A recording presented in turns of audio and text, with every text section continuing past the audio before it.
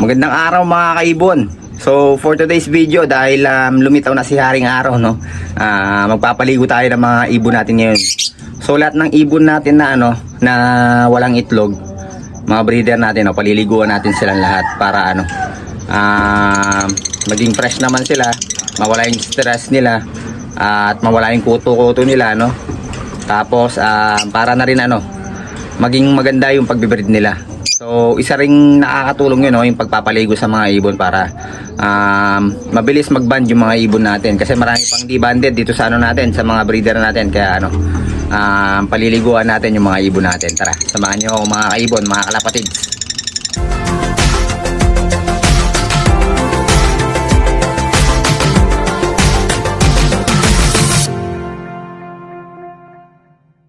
So yun mga kaibon, unahin na natin tong Red Factor Opaline project natin, no. Itong Blue Ewing natin, split O5 cock, possible RF, possible pale follow, possible dilute. Saka itong pinagpapares natin sa kanya na Green Ewing Opaline, post RF, post pale follow din. Tapos etong natin, Opaline pale follow project natin, no. Itong Green split Opa pale follow natin, no. Saka yung Green Opa pale follow natin. Yan. Unahin na natin silang liliguan dahil nga dalawa lang tong carrier natin. So dalawang pares lang yung natin, mapapaliguan natin. After nila, next time naman yung iba. Susunod naman, no. Babad lang natin sila ng konti sa araw. Pag tuyo na sila, yun, ipapasok na natin. Tapos yung iba naman yung natin, paliliguan natin.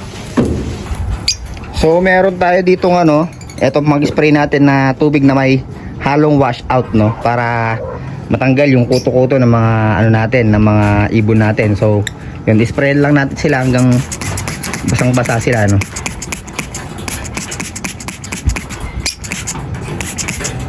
Hindi pa banded tong dalawa na to, para magkasyamoy sila.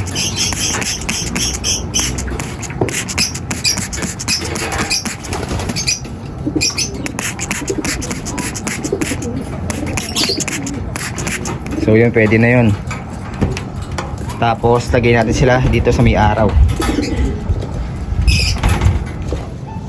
So yun mga kaibon, no, dito natin sila pinesto dito sa may dating trapdoor ng loft natin dito sa baba. Kasi dito may sinag ng araw dito para maarawan sila agad, madali silang matuyo, no, tsaka hindi sila lamigin. Dahil nga malamig yung panahon ngayon, kailangan talagang dapat nakaano sila sa araw. Tapos after mga siguro 30 minutes, no, ano na natin sila, kukunin na natin. So yung isa naman, yung paliliguan natin, tara kunin natin yung Opa pale follow project natin. So yun, ito naman yung paliliguan natin ngayon, yung Opa pale follow project natin. Sprayan lang natin.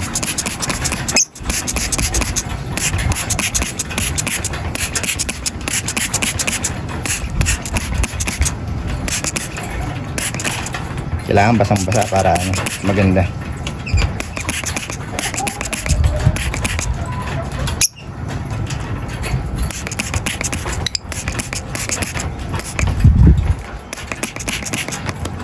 Yun, pwede na yan. Tapos sana natin silang ipwesto sa may araw.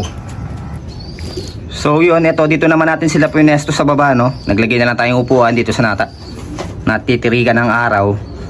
Kasi hindi natin sila pwedeng ilagay sa bubong, baka mamaya may pusang dumaan, yari yung mga ibon natin, no, baka sungkitin. Kaya yun, gusto ko lang silang ihiwalay dun sa sa pinagpapares natin na na Red Factor Opaline, no, para makapagsolo yung dalawang ibon natin doon, yung Red Factor Opaline, para sila magban kaagad. Kasi kung may nakikita silang ibang ibon, baka hindi sila magban agad kahit pinaliguan natin sila. So kaya yun, hiniwalay natin, nilagay natin dito sa baba yung pero natitirikan naman ng araw dito, kaya walang problema, Hindi naman sila lalamigin dito, kaya dito natin nilagay. So good news pala mga kaibon, no? Dito sa ano natin, opaline dilute project natin, yung blue opa dilute natin, possible split fail follow, at saka yung par blue opaline natin, possible split dilute. Napisa na yung itlog nila, no? Kahapon yung isa. So hindi na natin i-storbe yung ibon natin, hindi na natin papakita ngayon, no? Next time na lang kasi kakasilip lang natin kahapon, baka may stress yung mga ibon natin. Kaya yun, hindi na natin sisilipin. Pero next time sisilipin natin yan kung ilan na yung pisasa nila. Pero ngayon ay kahapon isa pa lang yung napipisa, no? Tapos yun, good news nga.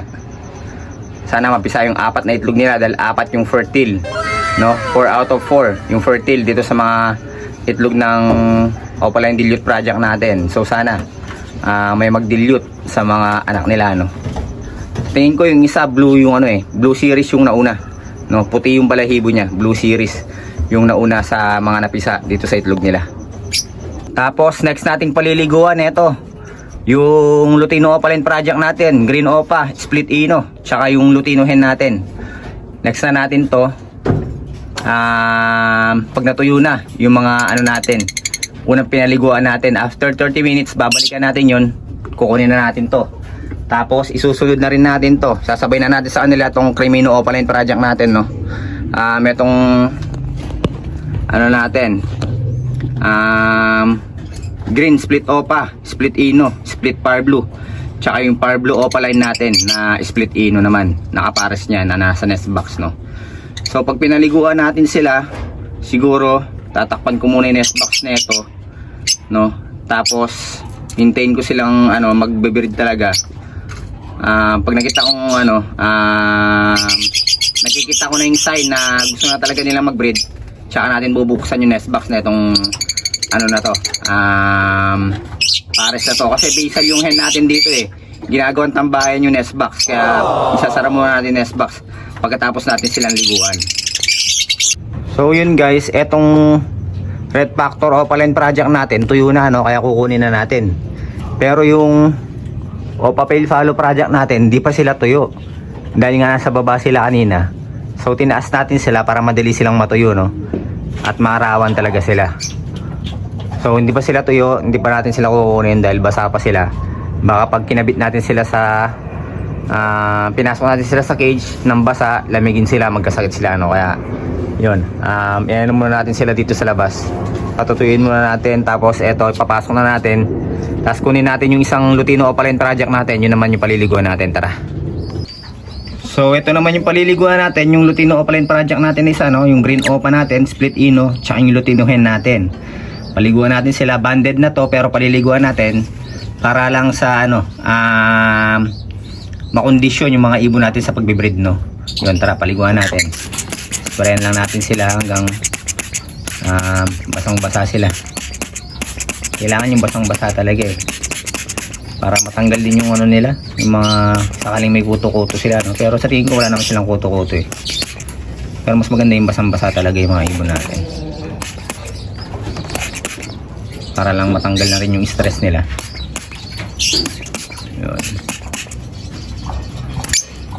Yun, pwede na yan. Tapos lagay natin sila dito sa so yun, after ilang minutes siguro, pag tuyo na sila, doon natin sila babalikan dahil hindi naman kailangan na matagal, no, ng 30 minutes dahil banded naman na to pair na to. Kaya pag natuyo na, doon kukunin na natin sila. So ito yung next na paliliguan natin, yung green split opa natin, split ino, split par blue, no? Sure split ino yan, split par blue. Tapos etong par blue opaline natin, no, na possible split ino. Parehong galing to kay Sir Melchor Advincula. Yun, napakabait na tao ni Sir Melchor Advincula. Maraming salamat sa regalo niyang ibon sa atin, no? Laging nagbibigay ng ibon sa atin si Sir Melchor Advincula. Talagang napakabait ni Sir Melchor yun. Tara, paliguan na natin to. Sprayan lang natin. Kailangan yung basang-basa para manuot yung wash out sa balahibo nila. Yun pa, dapat ulo, pati katawan. Yun. Yun. Pwede na siguro yan. So ibabad na natin sila sa araw. Dito natin sila pinwesto, no, sa dating pwesto ng ano, kung saan natin pinwesto kanina yung Opapil Palo project natin. Kasi dito talaga naaarawan para ano, madali silang matuyo, tapos magbanda rin sila agad. Pero alam ko banded pair na to eh. Pero hindi lang talaga nagbe-breed. Kaya yung nest box nila isasara muna natin, no, tapos hintayin natin silang mag-breed talaga, yung gigil na talaga mag-breed, no. Tsaka natin bubuksan yung nest box, bibigyan natin sila ng malunggay para mag-nesting kagad yung hen natin, no. Post hen pa lang kasi to eh. Di pa tayo sure sa ano na ito, kung kak talaga siya or hen, pero possible hen na talaga siya sa behavior. Sobrang tapang, yun, maluwang ang pelvic, ng katangian ng hen nasa kanya na, no, yung parblue natin dito. Yun, sana pagkatapos ng pagpapaligo natin na to, mag-breed na sila agad, no. Pero isasara muna natin siguro yung mga nest box, yung nest box nito ng mga 1 week siguro, bago natin sila isalang, no, bago natin sila isalang. Yun, balikan natin sila after, no, yung matutuyo na sila. So sa tingin ko ito pwede na rin ano eh, ipasok eh, pero ano, medyo basa-basa pa kasi yung hen natin, kaya mamaya na sigurong konti. So ito naman yung next natin na paliliguan, yung green split opa natin, split ino, split fire blue, tsaka yung ano natin, white bull split ino. Yun, paligo na natin, sprayan lang natin hanggang mabasa ng todo para mawala yung mga kuto at mawala rin yung stress nila. Yun, medyo nakawala na si haring araw, no? Kumukulimlim ng ano, konti, pero tiwala lang, aaraw pa rin yun sigurado. So yung pwesto na natin sila. Wait lang, dito, yan, dyan natin sila pa pwesto, yung pwesto ng Lutino Opalinan para dyan natin kanina. So pagkatapos nito, yung ano naman, yung isang Opaline Dilute project natin, no, yun naman yung paliliguan natin. Tapos sasabay-sabay na natin paliguan yung nasa ano natin. Ay, meron pa palang isa, yung ano natin, no, yung bagong bili, yung back to back Personata natin, no. Next naman natin paliliguan yun. Sinisinok tayo.